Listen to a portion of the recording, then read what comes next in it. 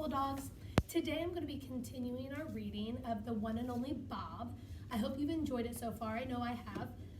I'm going to be reading pages 113 to 130, and we start off with Tiny but Tough. Ivan always seems like nothing scares him, not even Kenyani, who scares the heck out of me. On the outside, I suppose that's how I look too, tiny but tough. But inside, well, sometimes no matter how hard I try, I can't find that guy to save my life. He's like he's cowering in some corner of my heart. I hate it when that happens. I hate that I'm not the guy my friends think I am, the guy the world expects.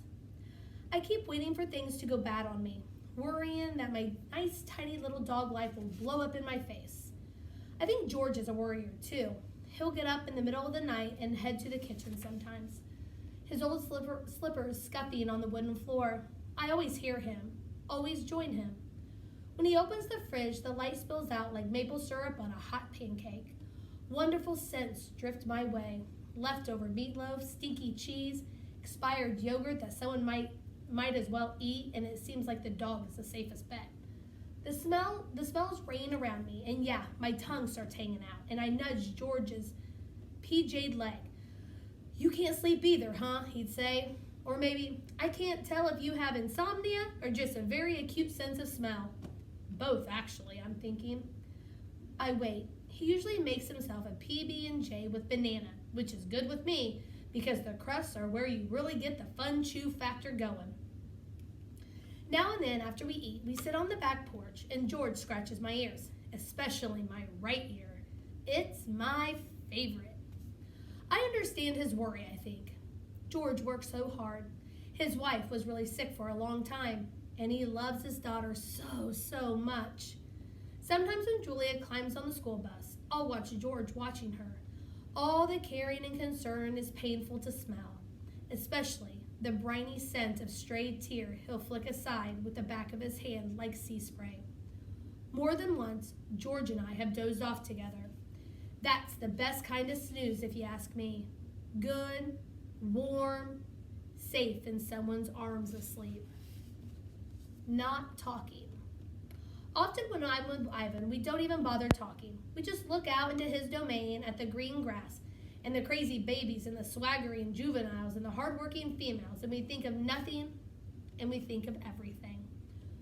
When you've been through the worst with someone, you appreciate the best. That's why sometimes when he says, "Hey, Bob," it's enough for me to say, "Hey, Ivan," and then we just listen to the palm trees rustle and watch the sawgrass sway. Brave.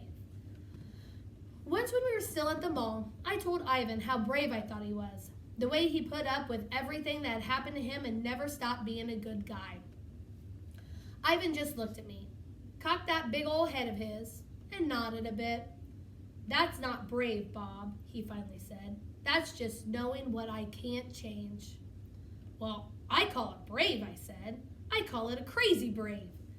Ivan held a browning banana up to the light, like it was the most beautiful thing he'd ever seen in the long gorilla life. I wondered whether he was going to eat it or draw it. You never knew with Ivan. "Seems to me there's lots of ways to be brave, Bob," he said. A tiny mouse named Eek skittered across the cage floor. "Hi, Eek," said Ivan. "Just checking for crumbs," she said nervously, because she always sounds nervous. "Dibs on all the leftovers," I reminded her. She looked so terrified that I relented.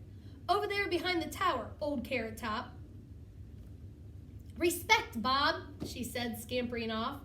"Take a small creature like Eek," said Ivan. He scratched his chin with the end of the banana. He did that when he was in a philosophical mood. "Maybe brave for a mouse is different than brave for me or you."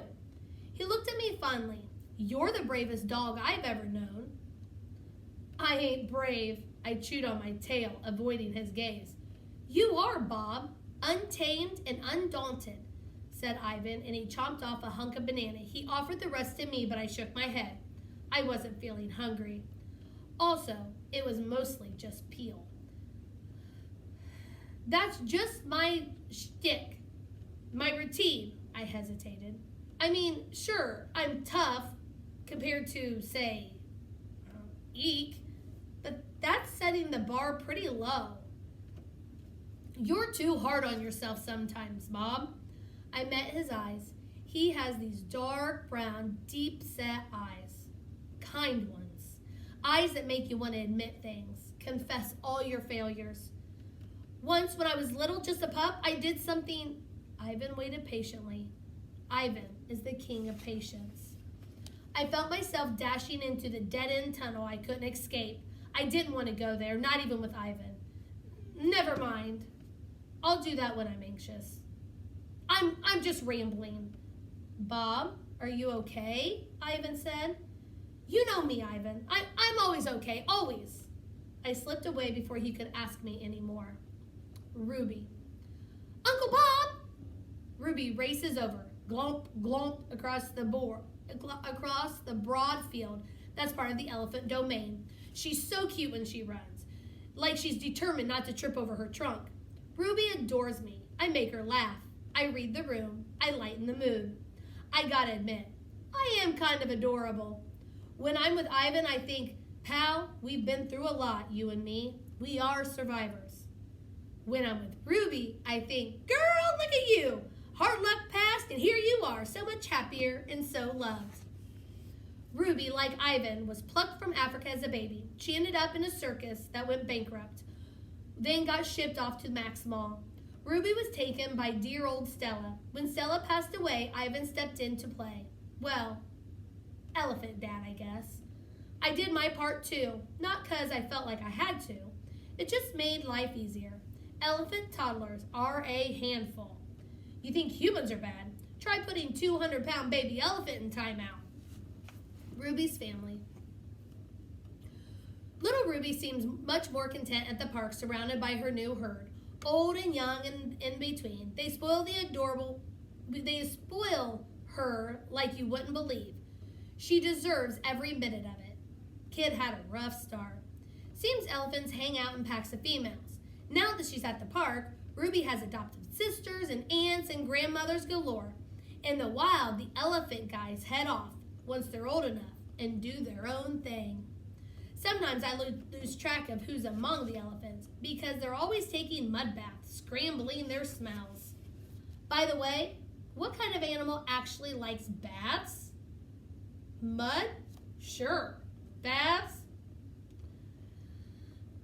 Ivan's art. How's it going, girl? I called to Ruby as she stops near the moat edging the wall. I had cantaloupe for breakfast, Uncle Bob, and it was yummy. And then I took a mud bath. She pauses to take a breath. Do you want to hear a new dog riddle, Uncle Bob? Well, of course I do, I say, and I catch Ivan's amused glance. What kind of dog is always on time? Asked Ruby. You got me, Ruby. I'm totally baffled, befuddled, bewildered. What kind of dog? A watchdog, Ruby exclaims. Watchdog, get it, Uncle Bob? Not bad, Ruby. Not bad at all, I say. Evan says it's going to rain buckets, said Ruby. She dips her trunk in the moat and blows bubbles. I think Ivan is onto something there. Did he show you his new picture? Ruby asked. She grabs a tuft of grass and tosses it in there. I wish I could see it, but I can't because of that silly wall. But he told me all about it. My pal Ivan is quite the artist, just like Julia. Ivan sits up and nods towards a spot on the wall. Another mud mural? I asked. As any good dog knows, dirt plus water equals mud. And mud means mess. And mess means let's roll in the stuff and maybe dig a hole or 2. Or 10. But for Ivan, mud plus a flat surface equals a waiting canvas. I crane my neck, edging a bit farther down the top of the wall. Don't want to draw attention to myself. Hey, nice, I say. I mean, I'm not an art guy. To me, art is a glop of sprayed cheese on a cheese dog with extra grated cheese on top. Still, I've always admired Ivan's work. Ivan begins. Nope, don't tell me. Let me guess. You always guess wrong, Ivan says. Not always. You thought my palm tree was a dandelion. Art is in the eye of the beholder, I say. You thought my blackberries? or giant ants? Kenyani ambles up to join the conversation. And need I remind you that you thought his portrait of me was a chimpanzee with gas? The resemblance was striking, I say. Kenyani glares at me. She glares at me a lot. On the subject of chimps. Probably I shouldn't have mentioned the chimp angle. Gorillas aren't as open-minded as dogs. A lot of them have a thing about chimps. Think they're clowns. But when I look at apes and gorillas, seems to me they have a lot more in common than they admit. Dogs ain't perfect, but I'll tell you one thing, where we rule, tolerance. For us, a dog is a dog is a dog. I see a Great Dane, I say howdy. I run into a puggle, it's glad to meet you, how's it going? Smelled any good pee lately? Go to a dog park and you'll see, we are equal opportunity playful. You sniff my rear, I sniff yours. You don't see that with humans, obviously. Constantly seeing differences where none exists. All those things like skin color, dogs could care less. You think I won't hang with a Dalmatian because he's spotted or a Shar Pei because he's wrinkled? I'm not saying I love every dog I meet. Snickers comes to mind. But I always give a dog the benefit of the doubt. Life is short, play is good, and there are plenty of tennis balls to go around. Well, that's the end of my reading today. I really hope you enjoyed it, and enjoy the rest of your day.